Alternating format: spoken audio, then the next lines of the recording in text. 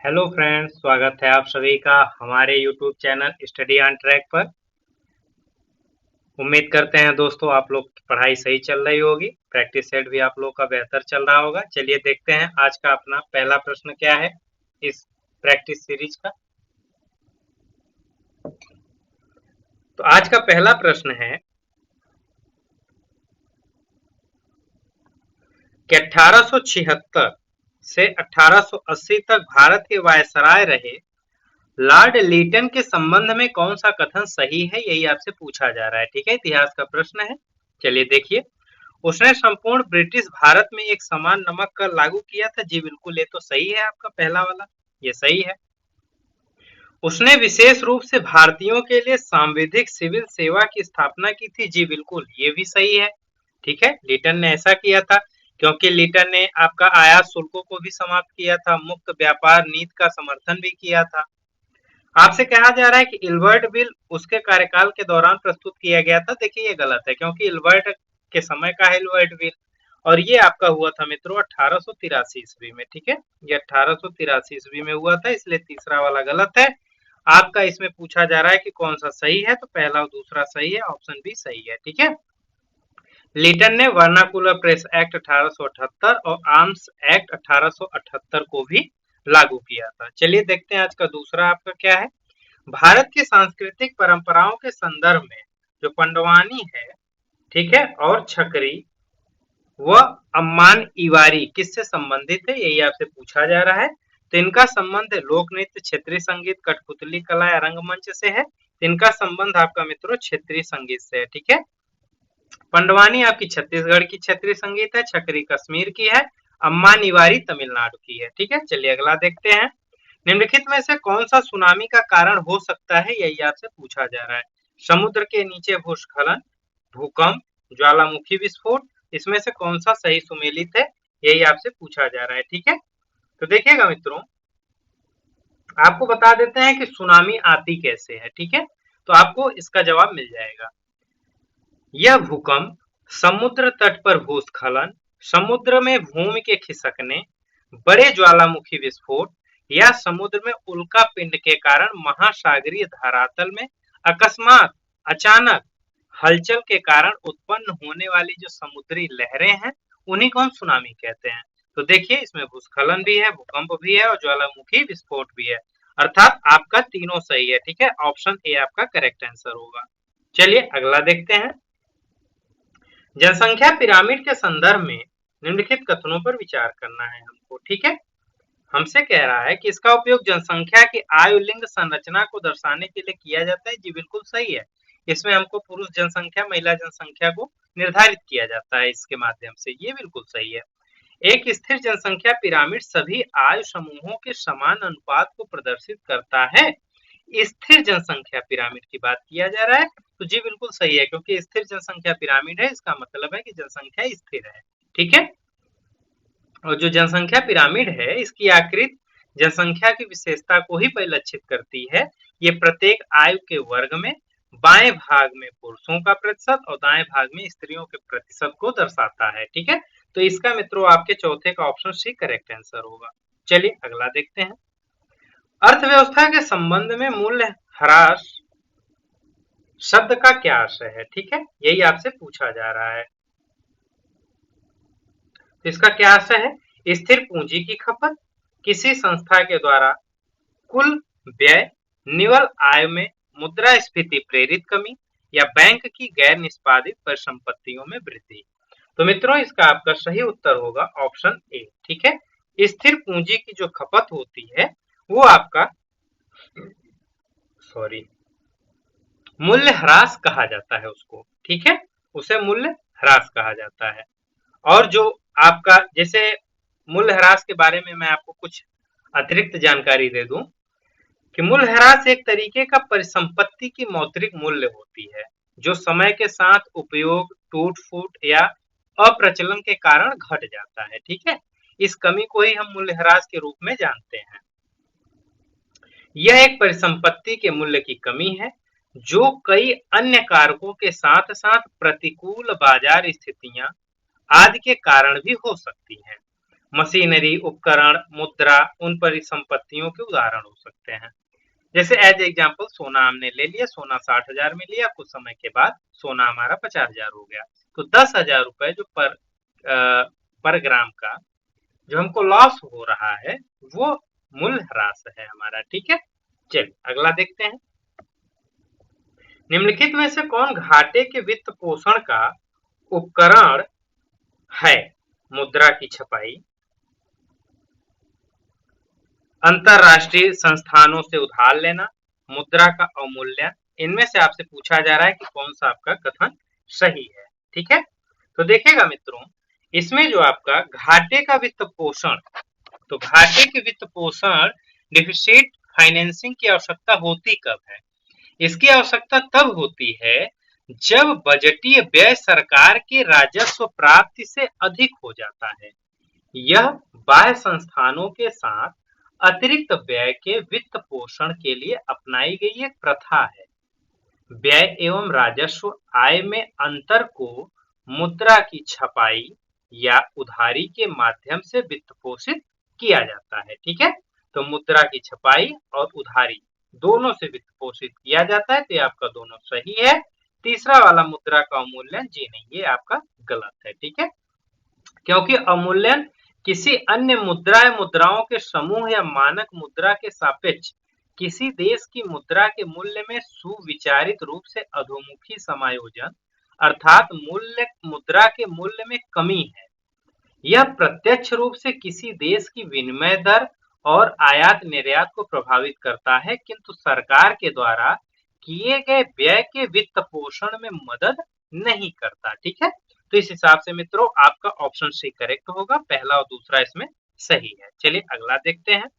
कह रहा है कि राज्यपाल की शक्तियों के संबंध में निम्नलिखित कथनों पर हमको विचार करना है। ठीक है, 155, 56, 57, 58, 156, 57, 58, 60 राज्यपाल है, ये राज्यपाल की शक्तियां आर्टिकल इसमें। तो आपसे कह रहा है कि इसमें से राज्यपाल की शक्तियों के संबंध में कौन सा सही है? संबंधित राज्य के उच्च न्यायालय के न्यायाधीशों की नियुक्ति करते समय राष्ट्रपति के द्वारा राज्यपाल से परामर्श किया जाता है। जी बिल्कुल सही है, यह किया जाता है। ठीक है, वह राज्य उच्च न्यायालय के परामर्श से न्यायाधीशों की नियुक्ति, स्थानांतरण और प्रोन्नत करता है। जी बिल्कुल, ये भी आपका सही है। ठीक है, ये भी मित्रों आपका सही है, दोनों सही है।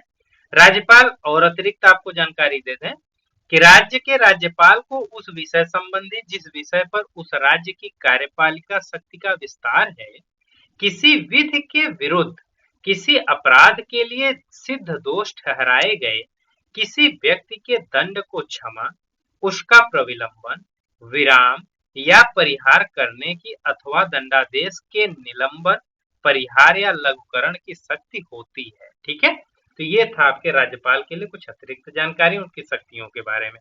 चलिए, तो इस हिसाब से मित्रों आपका दोनों सही है, ऑप्शन सी आपका करेक्ट आंसर है। ठीक है, चलिए अगला देखते हैं। आपसे कह रहा है कि माइकोराइजा माइकोराइजा उच्च पादपों की जड़ के साथ कवक का सहजीवी संगठन है। यह पादपों को किस प्रकार से लाभ प्रदान करता है, यही आपसे कहा जा रहा है। ठीक है, तो माइकोराइजा जो है ये प्रायः आपकी मृदा की ऊपरी परत में पाया जाता है। ठीक है, तो इसके बारे में आपसे पूछा जा रहा है, इसमें कार्बनिक पदार्थ प्रचुर मात्रा में पाया जाता है। तो अब बताइए, यह पादपों को जल को अधिक कुशलता से अवशोषित करने में सहायता प्रदान करता है। जी बिल्कुल सही है, ये प्रदान करता है। यह मृदा में विद्यमान ह्यूमस के कार्बनिक पदार्थों के विलेयीकरण में मदद करता है। जी बिल्कुल सही है। ठीक है, यह अकार्बनिक पोषक तत्वों को निर्मुक्त भी करता है या उनका अवशोषण और जड़ों में उनके स्थानांतरण में सहायक भी होता है। ठीक है, कह रहा है कि यह पादपों की नवीन जड़ों को रोगाणुओं से बचाने में सहायता प्रदान करता है। जी बिल्कुल सही है। ठीक है, ये बिल्कुल सही है।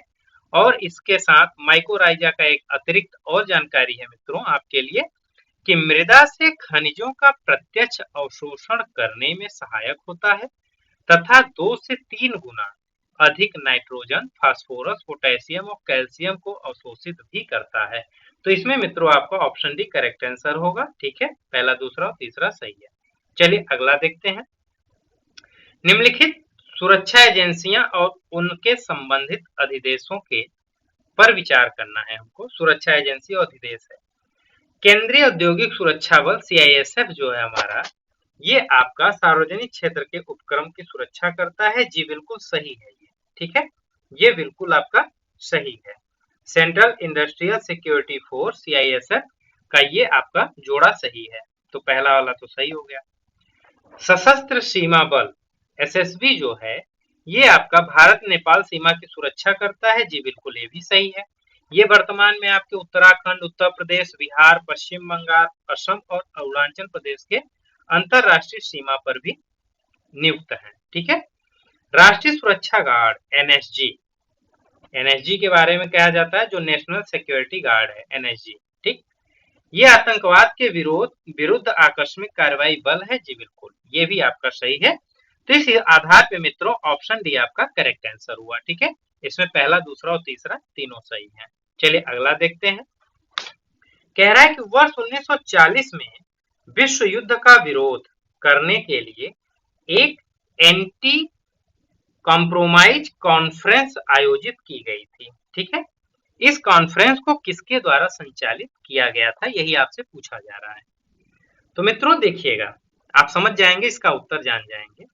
यह फॉरवर्ड ब्लॉक और किसान सभा का एक संयुक्त प्रयास था। तो आप समझ गए होंगे कि किसने किया था फॉरवर्ड ब्लॉक की स्थापना, तो आपको उत्तर आपका मिल गया होगा, ठीक है। तो ये ऑप्शन सी आपका करेक्ट आंसर है, सुभाष चंद्र बोस। ऑप्शन सी आपका करेक्ट आंसर है, ठीक है। इसमें इन्होंने संकल्प किया था कि राष्ट्रीय सप्ताह के पहले दिन अर्थात 6 अप्रैल को ही एक विश्वव्यापी संघर्ष आरंभ किया जाएगा। इसमें लोगों को साम्राज्यवादी युद्ध यानी द्वितीय विश्व युद्ध में किसी भी प्रकार से जनबल, धन अथवा संसाधनों द्वारा किसी भी प्रकार से अंग्रेजों की मदद न करने का आह्वान किया गया था, ठीक है। चलिए अगला देखते हैं मित्रों। आपसे कहा जा रहा है कि अनुसूचित जनजाति के संबंध में निम्नलिखित कथनों में से कौन सा सही है, यही आपसे पूछा जा रहा है, ठीक है। तो संविधान में अनुसूचित जनजाति शब्द का उल्लेख किया गया है, ठीक है, पहला। दूसरा है कि अनुसूचित जनजातियों की मान्यता संबंधी मानदंड संविधान की अनुसूची 5 और 6 में वर्णित है, ठीक है।